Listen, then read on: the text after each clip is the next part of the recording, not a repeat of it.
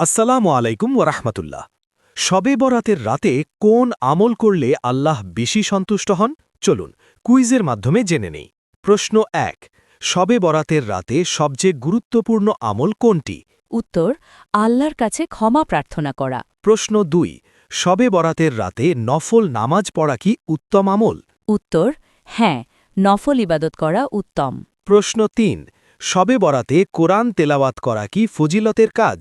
উত্তর হ্যাঁ, এটি একটি উত্তম আমল। প্রশ্ন ৪, শবে বরাতের রাতে বেশি বেশি কোন দুয়া করা উচিত? উত্তর গুনাহ মাফ ও হেদায়েতের দোয়া। প্রশ্ন ৫, শবে বরাতে ইস্তেগফার পড়া কেন গুরুত্বপূর্ণ? উত্তর কারণ আল্লাহ ক্ষমাশীল ও দয়ালু। প্রশ্ন ৬, শবে বরাতের রাতে ঘুমের চেয়ে ইবাদত উত্তম কিনা? উত্তর হ্যাঁ, ইবাদত করা উত্তম। প্রশ্ন ৭, শবে বরাতে দরুদ শরীফ পড়া কি আমলের অন্তর্ভুক্ত? উত্তর হ্যাঁ, দরুদ পড়া সাওয়াবের কাজ। প্রশ্ন ৮, শবে বরাতে তওবা করা কেন জরুরি?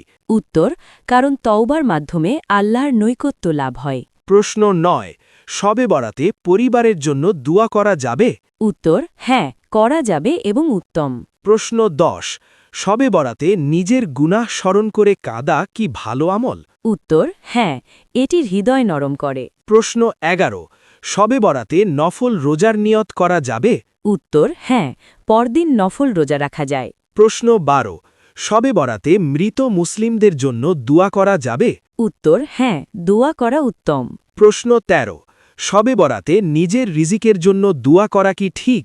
উত্তর হ্যাঁ, আল্লাহর কাছে সব চাওয়া যায়। প্রশ্ন ১৪, শবে বরাতে মন থেকে আল্লাহকে ডাকা কেন গুরুত্বপূর্ণ? উত্তর কারণ আল্লাহর হৃদয়ের ডাক শোনেন। প্রশ্ন ১৫, শবে বরাতে গুনাহ ছাড়ার সিদ্ধান্ত নেওয়া কি আমল? উত্তর হ্যাঁ, এটি বড় আমল। প্রশ্ন ১৬, শবে বরাতে নীরবে আল্লাহর জিকির করা যাবে?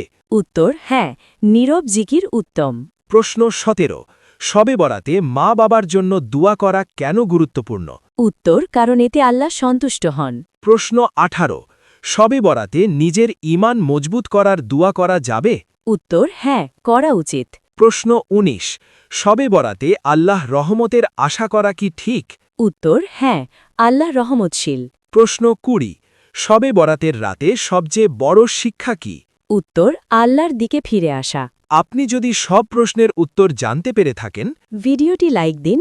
আর এমন ইসলামিক কুইজ পেতে আমাদের চ্যানেলটি সাবস্ক্রাইব করুন। আল্লাহ আমাদের সবাইকে শবে বরাতের বরকত নসিব করুন।